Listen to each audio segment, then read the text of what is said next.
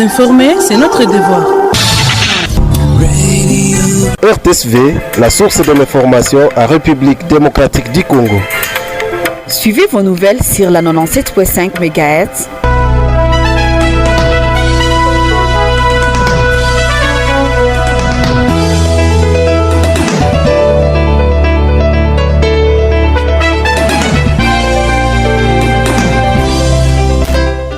Il est temps de suivre le journal à la radio-télévision Source de Vie. Mesdames et messieurs, voici le sommaire. RTSV, le journal. Par la diplomatie, les Qatar suspendent sa médiation dans la crise en République démocratique du Congo. La 6e session des négociations entre le gouvernement congolais et l'AF-123, très autant dit, n'a finalement pas eu lieu.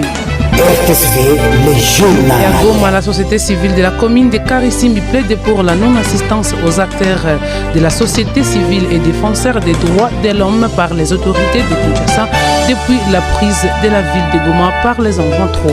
RTSV, le journal. C'est tout pour les sommaires, les détails dans quelques secondes. Ne bouge pas. Chaque jour, des journalistes sur terrain pour vous apporter les informations. RTSV, le grand journal.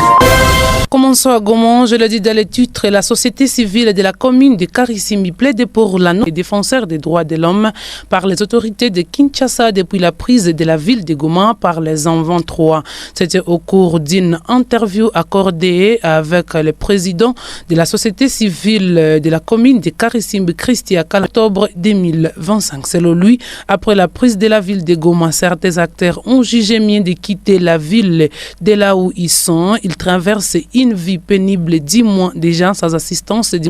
C'est pourquoi il dénonce cette forme d'abandon de ces acteurs qui ont été loyaux envers le peuple et le gouvernement. Christian Kalamou est dans cette... Vous allez comprendre que nous sommes tellement déçus de ce gouvernement de Kinshasa, nous, acteurs de la société civile et défenseurs des droits humains en général, monsieur le journaliste. C'est depuis janvier, lors de la prise de Goma par les M23, que certains acteurs de la société civile avaient jugé beau de quitter la ville pour se réfugier, certains au Burundi, Kampala, Ouganda, Beni, monsieur le journaliste.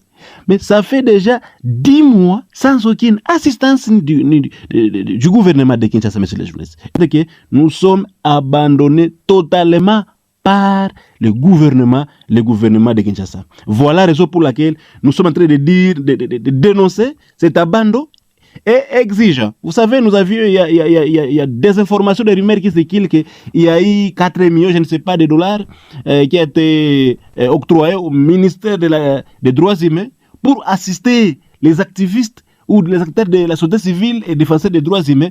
Mais ça fait, je vous dis, 10 mois, rien qu'on a déjà reçu ou vu. Et donc, nous demandons maintenant au président de la République démocratique du Congo, son Excellence Félix Antoine Tshisekedi, et la première ministre, de faire tout pour tout, de mener des enquêtes pour, si réellement ils avaient donné, qu'ils puissent faire des enquêtes et demander à ces ministres des droits humains où est-ce qu'ils avaient mis cet argent. Le pays ne doit pas être géré dans des détournements au dos de certaines personnes comme les acteurs de la société civile et défenseurs des droits humains. Et donc, nous demandons des éclaircissements sur ce prétendu montant détourné déjà par certaines personnes.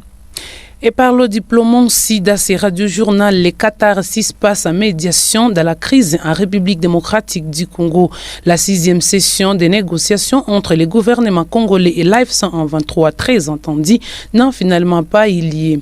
L'annonce a été faite ce jeudi 7 octobre 2025 par le porte-parole du ministère qatari des Affaires étrangères, Majad Al-Ansari.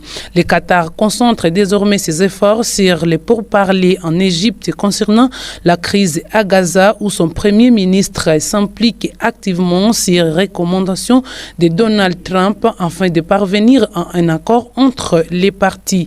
Pendant ce temps, la guerre continue dans l'est de la République démocratique du Congo avec les M23 qui s'emparent de plusieurs villages dans le nord et le sud Kivu. Et à Butembo, la société civile Noyon de Boulenguera alerte sur une catastrophe naturelle qui s'est produite au quartier Kimbulu, en commune de Boulenguera, dans une école dénommée Munimba, au cours d'une interview avec son président.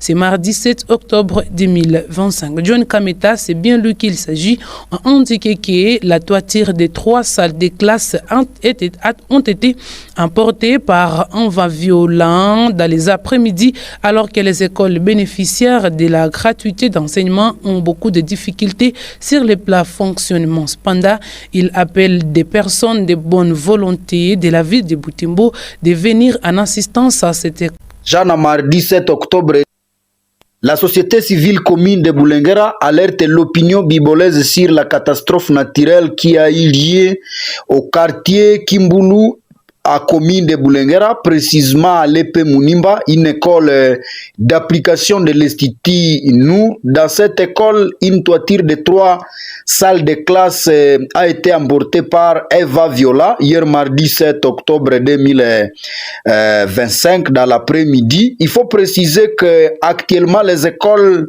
qui bénéficient de la gratuité éprouvent beaucoup de difficultés sur les plans financiers. Alors dire que cette école peut être en mesure de reconstruire la toiture, il faut le dire que c'est vraiment très difficile, et c'est pourquoi comme société civile nous appelons les personnes de bonne volonté, les commerçants, les associations, les églises et les autorités de la ville de Butembo, de voir de quelle manière elles vont vraiment venir en assistance à cette école, parce que déjà, selon la statistique que nous avons ici sur le terrain, dans ces 3 salles de classe, il y avait 199 écoliers, et donc il faut le dire que à partir d'aujourd'hui, ces écoliers, on ne sait pas les conditions dans lesquelles ils vont étudier, parce que déjà 3 salles de classe, c'est vraiment beaucoup, et donc les personnes de bonne volonté sont appelées à secourir et le plus vite pour aider cette école à recouvrer sa toiture. Toujours à Butembo, pour terminer, l'accès aux services de santé mentale en cas de catastrophe et d'urgence, c'est le thème qui sera médité en date du 10 octobre prochain, Journée mondiale de la santé mentale. L'objectif est de souligner l'importance d'élargir l'accès aux soins de santé mentale pendant les crises, qu'elles soient naturelles, sanitaires ou dues à des conflits. Plus de détails dans Serondi de Nzango Semouviswa depuis la ville de Butembo. Au moins 20 millions de Congolais souffrent de problèmes de santé mentale, selon le ministère de la Santé publique. Il a présenté ces statistiques ce mercredi 8 octobre dans le cadre de préparatifs de la Journée mondiale de la santé mentale. En ville de Butembo, la maladie mentale est une réalité et reste le parent pauvre du système de santé publique congolais. Difficile de marcher dans les rues sans apercevoir des personnes à pleine errance, à moitié nues, en train de finer dans les bacs à ordures pour manger. C'est là dans l'indifférence totale du gouvernement. Ces citoyens, appelés abusivement fous, sont bien souvent atteints de schizophrénie, l'un des plus fréquents troubles mentaux qui entraînent un comportement déviant ou dérangeant exclusivement lié à la maladie, a fait savoir Jérôme Tamos, neuropsychiatre au Cap Salama. Il a regretté que le domaine de la santé mentale soit trop peu soutenu par l'État congolais. L'autre urgence est d'avoir plus de professionnels dédiés car le nombre de psychiatres en RDC est encore très faible par habitant. Une faible acceptabilité de la maladie de la santé mentale dans les communautés existe. La plupart des pathologies sont considérées comme des possessions démoniaques ou bien des problèmes spirituels, précise Jérôme Tamos. Et c'est par ces rendus de Nzango Semouviswa que nous mettons un point final à ce radio-journal. Mais avant de quitter ces studios, rappelons quand même les titres. La République démocratique diplomatie, les catharsis passe à médiation dans la crise en République démocratique du Congo. La 6e session des négociations entre le gouvernement congolais et l'AFC 123 très entendu n'a finalement pas eu lieu. RTSV, les journaux. Et à Goma, la société civile de la commune de Karisimbi plaide pour la non-assistance aux acteurs de la société civile et défenseurs des droits de l'homme par les autorités de Kinshasa depuis la prise de la ville de Goma par les M23. RTSV, les journaux. Faïda Dorcas, ses témoins à la présentation de ces radiojournaux, les jeux et les ballons, mais maintenez les sons et la mise en œuvre de bonne suite d'Ita à la radio-télévision Source de vie. Bye.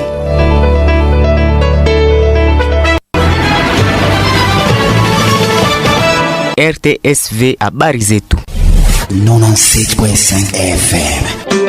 Habari motomoto zisizoegemea upande wowote ni kwenye redio yako.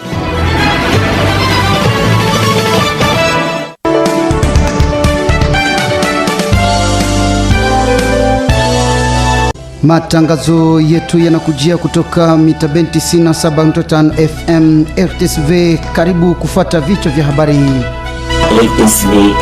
Qatar inasimamisha upatanishi wake katika shida ya DRC.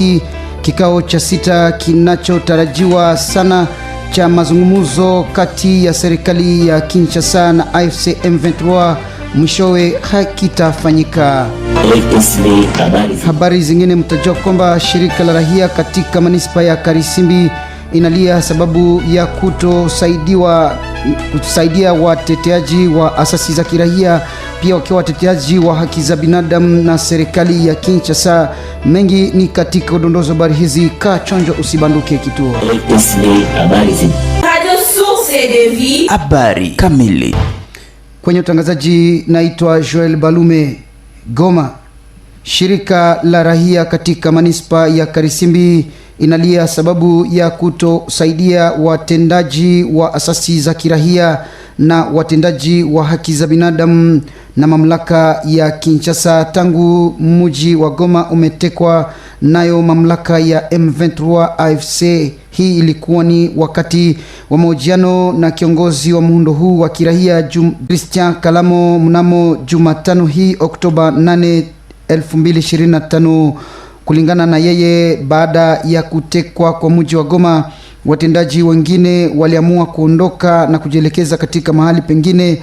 Hawa wanaonekana kuendesha maisha magumu mnamo sasa miezi 10 tayari ambazo zimeisha. Hawa wanapitisha maisha magumu pasipo msaada wowote kutoka kwa serikali ya Kinshasa. Ndio maana muundo huu unaita serikali kuenda kufanya jitihada zote na kuangalia namna gani wanaweza kuleta suluhisho kwa shida hili. Katika moyo wa huzuni njo tuko tuna denonce sisi wa acteurs ya société civile ama mashirika za kiraia vile vile na ba défenseurs ya droits humains kuona vile tuko délaissé et abandonné même par gouvernement yetu ya Kinshasa. Ni depuis janvier wakati mji wa Goma aliweza kushikwa na M23, ndipo kuna wa defenseur wamoja ambao waliweza kukimbia wakaenda Burundi, Uganda, Kinshasa, Beni na wengine tukabaki hapa mjini Goma mpasha. Lakini inakwasa dimwa hakuna hata assistance yote. Gouvernement yetu tunakosa kama ni gouvernement ya batu gani mpasha habari. Batu ambao hawapendi kamata ma responsabilité zao. Nous avons muzazi mmoja ni gouvernement ya Kinshasa. Mais pourquoi iko nakatala kutuassister? Dis-moi s'il vous plaît, monsieur le journaliste. Au moins auparavant tuwa tunalima, tunafanya makazi zetu za shamba, sijura tunafanya kazi ya uteteaji. Lakini kwa hali gumu kama na hii na gouvernement nayo imetutoka kwa sisi ambao tungaliki mwima zote zenye ziko ekipe. Na kusema tutasema tutakula tunaishi namna gani mpasha habari. Ndio maana tuko tuna dénoncer silence na hii abando ya gouvernement ya Kinshasa. Mais aussi tuko tuna dénoncer tulisikia eti kulikuwa ma 4 millions de dollars ambazo zilikuwa dekese na gouvernement wakapatia ministre wa droits humains njo apatie wa acteurs ya société civile na ba défenseurs des droits humains.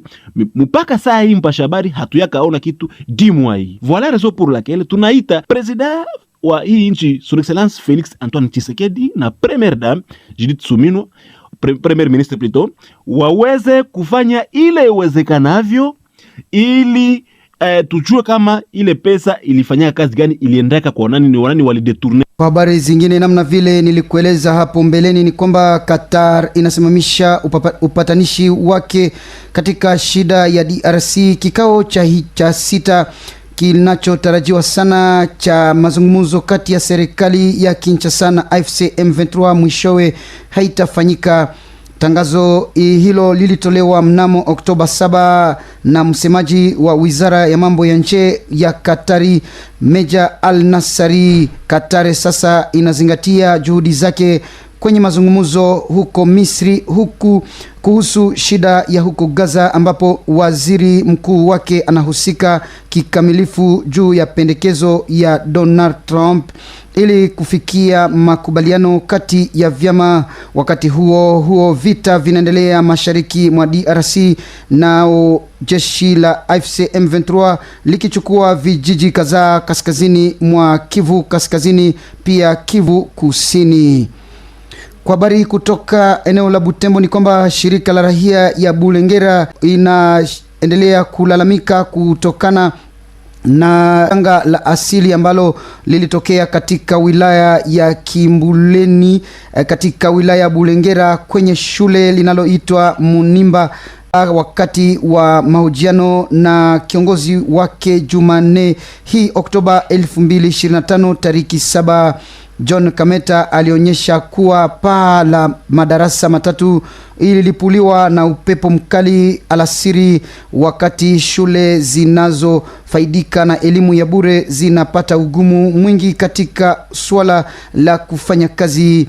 Walakini huyu anaita watu wote wa moyo mwema na mapenzi mema kuwajia msaada ili kwamba wanafunzi hawa wapate kusoma katika maadili mazuri.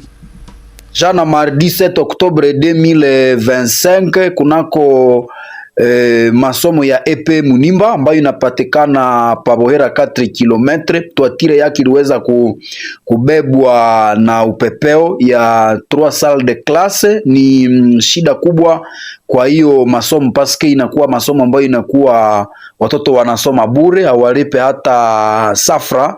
Alo inakuwa kugumu, kwa hiyo kwa uongozi wa hiyo masomo kusema wataweza vraiment kujenga hiyo toitire. Kwa hiyo sisi kama shirika la raia tunatoa mwito kwa wale ambao wanakuwa na moyo mwema kuweza kusaidia, kuona kwa njia gani wataweza kusaidia hiyo masomo kusudi hiyo toitire ya 3 salles de classe iweze kujengeka. Et donc ma association, ma école secondaire, ma kanisa na watu ambao wanakuwa na mioyo myema waweze kuona kwa njia gani wataweza kutoa usaidizi wao kwa hiyo masomo, paske mwa hiyo 3 salles de classe ya deuxième année, yani deuxième année A, deuxième année B na deuxième année C, total ya wanafunzi ambao walikuwa wanasomea pale mwa hiyo salle de classe, 3 salles de classe ilikuwa sanwa na 9 ekulie. Inakuwa gumu paske waongozi wanakuwa na tatizo ya kupata nafasi ambamo wao watoto wataweza kusomea. Mwishowe ni habari hii. Upataji wa huduma za afya ya akili katika tukio la majanga na dharura ndiyo mada ambayo itatafakariwa mnamo Oktoba 10 ijayo, siku ya afya ya akili ulimwenguni. Kusudi ni kuonyesha umuhimu wa kupanua upatikanaji wa utunzaji wa afya ya akili wakati wa misiba, iwe ya asili ya akili na inayohusiana na migogoro. Maelezo zaidi ni pamoja naye Nzangose Muviswa. Ni takriban wakongomani milioni 20 ambao wasumbuliwa na ugonjwa wa akili. Wizara ya Afya DRC imetangaza.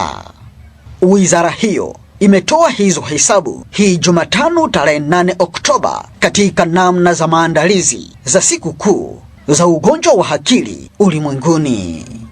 Mjini Butembo, ugonjwa wa akili waendelea kuwasumbua walio wengi. Ni kwa hiyo unaweza kuwaona barabarani watu ambao wamerukwa na akili wakizurura huko na huko, wengine pasina kuvaa nguo na wengine kupita katika majarara kwa ajili ya kutafuta chakula. Haya yote pasina serikali kujali chochote kinachoendelea.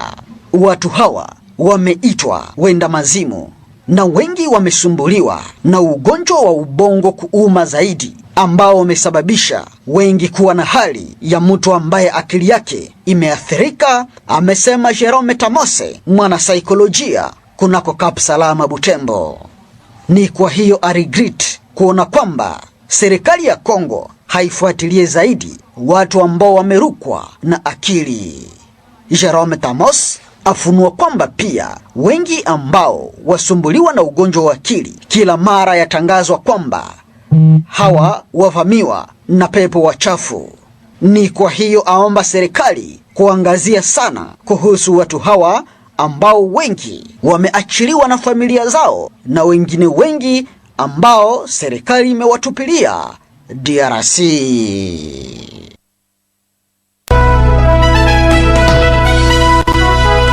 Msikilizaji mpenzi, miongoni mwa yale tuliokuletea kama matangazo yetu siku ya leo ni kwamba Qatar imesimamisha upatanishi wake katika shida ya DRC. Kikao cha hivi cha 6 kilichotarajiwa sasa sana cha mazungumzo kati ya serikali ya Kinshasa na AFC M23 mwishowe hakikufanyika. Kwa habari zingine ni kwamba shirika la rahia katika manispa ya Karisimbi inalia sababu ya kutosaidiwa na watendaji wa asasi za kirahia, pia wale wanaotetea haki za binadamu na mamlaka ya Kinshasa tangu kutekwa kwa jiji la Goma nayo mamlaka ya M23 AFC. Hii ilikuwa ni wakati wa mahojiano na kiongozi wa muundo huu wa kirahia Jumatano hii tariki 8 Oktoba 2025. Hadi hapa sina la ziada, msikilizaji mpenzi, na kutakia kila laheri. Endelea kusikiliza programu za redio yako RTSV. Nilikuwa kutangazaji Joel Balume. Tukutane siku nyingine kwa majaliwa ya Mwenyezi Mungu. Kwa heri ya kuonana. Taarifa hii ya habari inakujia kutoka moja kwa moja hapa mjini Goma kwenye mitabend 97.5 FM RTSV. Vous écoutez la RTSV, la radio.